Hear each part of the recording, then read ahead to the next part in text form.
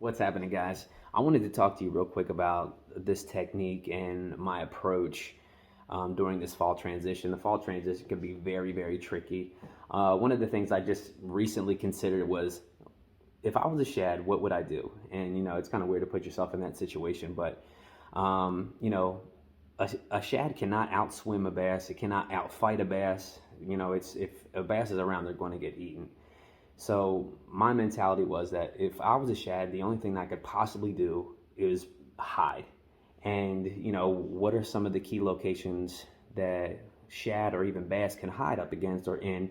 And some of the things that came to my mind was a brush pile, a lay down, a rock pile, docks, anything that it could be, a thing of tires that somebody threw out, and like anything cover related to where these shad can hide is the perfect spot that these bass would, or I'm sorry, these shad would go to.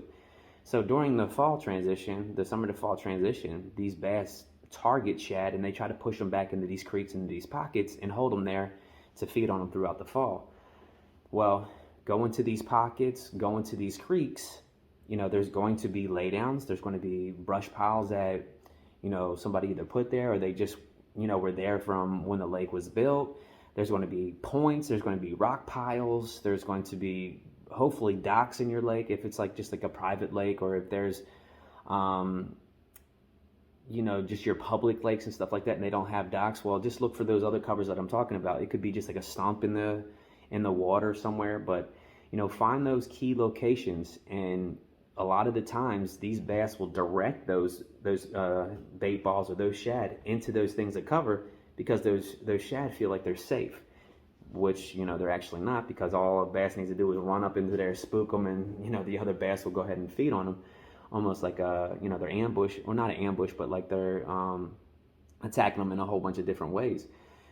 So the past couple times, or the past couple weeks I've been out, I was at two different lakes, and the areas I was catching them were either on main lake points where there was brush piles submerged, or some laydowns that were in there, and some of the creeks, they had like a channel inside those creeks, and they had brush piles up in the shallower part of those creeks right next to that creek channel, and they were very, very productive areas. If a bass is pushing them back into the creeks, that brush pile is there, those shad are going to try to hide in it, and those bass are going to stay around there and feed on them when they want to. So that's one of the tips that I want to leave you guys when the fall bite gets very, very difficult. Find those key locations. You got creeks and pockets, and those fish are going to try to push those bait back in there, and then just find pieces of cover that these shad could probably hide in. When I went to Fayette County Lake, I was using a drop shot rig, and I was catching them on a finesse black worm. It's about 5 inches. And then when I went to Lake Lou in Livingston, I was using a drop shot as well, but I was using the Berkeley Maxent flatworm. This is the first time I used this. I probably could have caught them on this worm too when I was at Fayette County, but I usually like to save those for a lake that I fish that have spotted bass. But guys, that's what I wanted to share with you guys. Find that cover, you find them shad. Another thing too is you'll see a lot of bass busting the banks, and they are very, very difficult to catch unless there's huge and large schools of these bass, trying to get these large schools of bait fish. But a lot of the times you'll see them busting, and you'll try to throw baits up there, and you'll never catch them. And it's very frustrating. A lot of times during this time too, you'll see bass busting, and if you have enough patience and you're sitting around waiting in these areas, you see them busting and then you pitch out to them, you may get bit, but it's very difficult. So I was fishing like that not too long ago, and I was getting very frustrated. I couldn't catch them to save my life. So I turned to these brush piles, the laydowns, the main lake points that have rock on them, and I started catching them. So I just wanted to share that with you guys. If you were having a difficult time catching them, try to find and locate these locations. And if you don't have if you don't have electronics, you can go onto Google Earth. You can download the Navionics app, and sometimes people will put, hey, there's brush piles here, or you can even do the lake drawdown on Google Maps, and on Google Earth, and see where some of these brush piles or laydowns are to kind of help you locate them when you get on that lake. But I want to show you a couple of the catches that I got on these lakes, and I hope you guys enjoy them.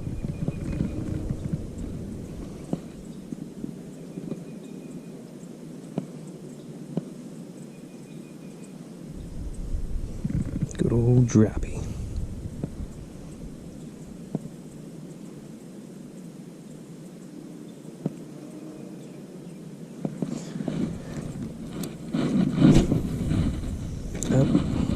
That ain't a good spot.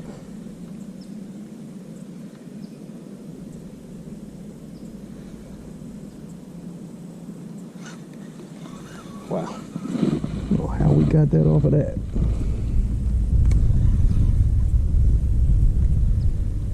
Hope there's a hit. First fish. Drop shot. And he broke our one. Little stinker.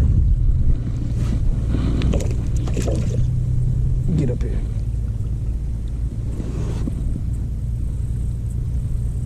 Mm.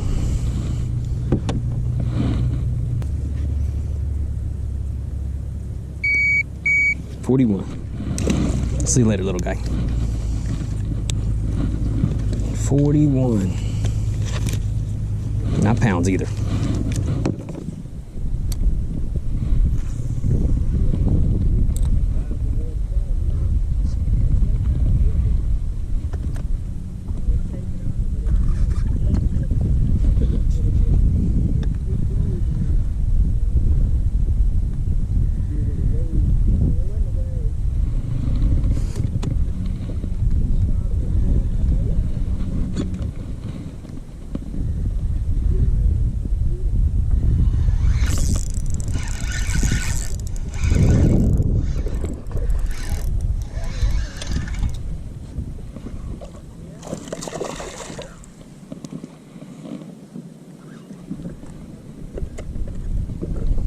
Got one on the max scent.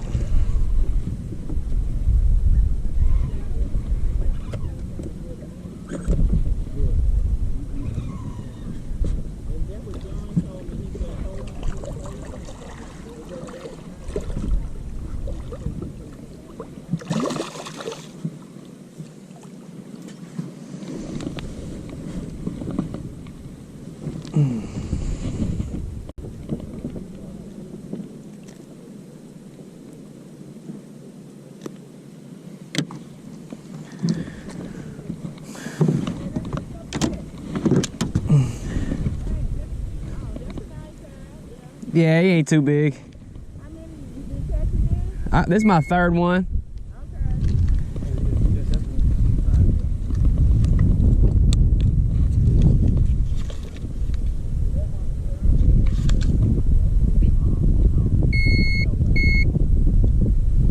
$105. So we got some ground to make up. 105. Little guy on the drop shot. Let's see.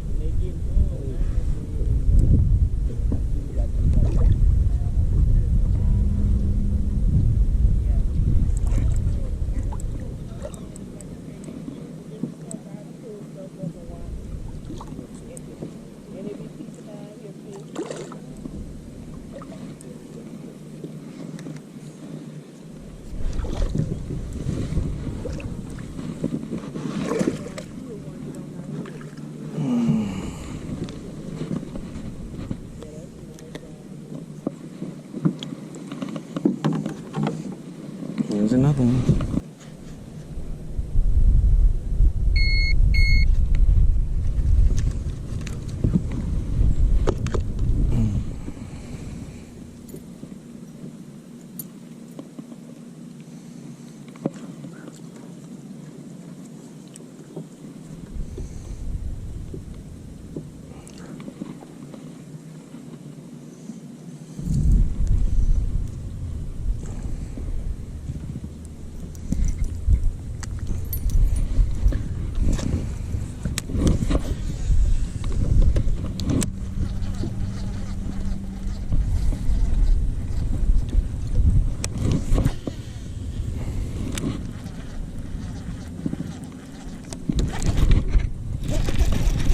Let's go. Spinnerbait right off the pier.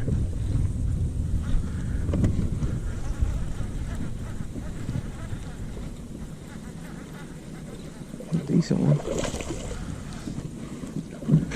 Ooh. Skin hooked. Oh dang, broke my spinnerbait off. Broke the spinnerbait.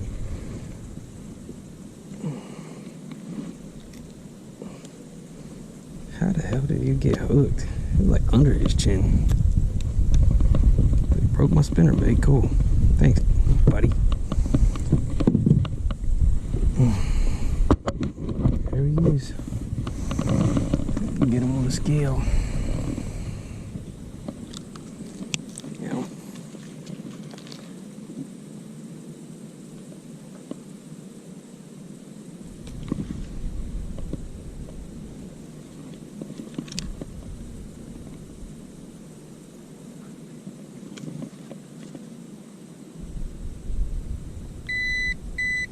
$119.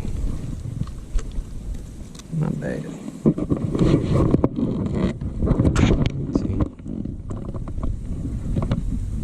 Healthy looking. On the spinnerbait.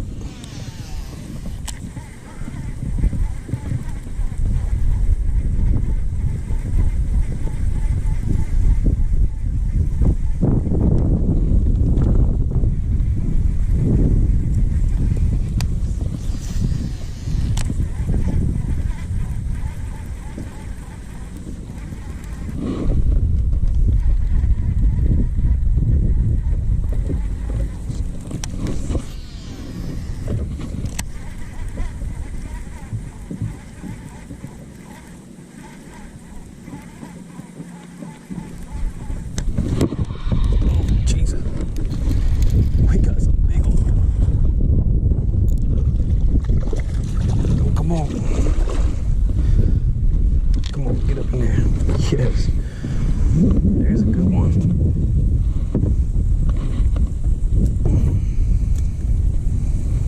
Chatterbait, how you hooked?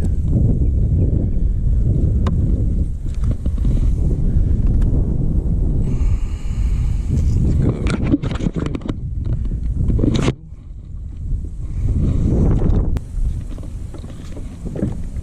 Yeah, that's much better. 194.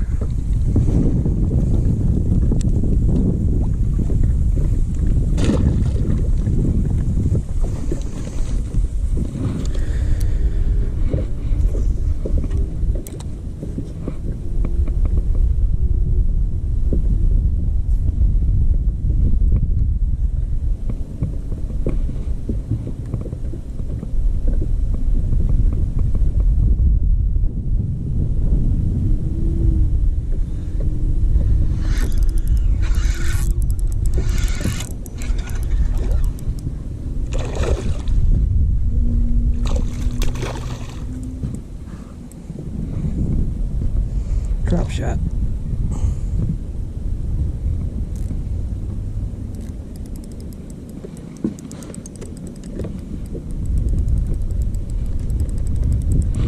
Yep. Yeah.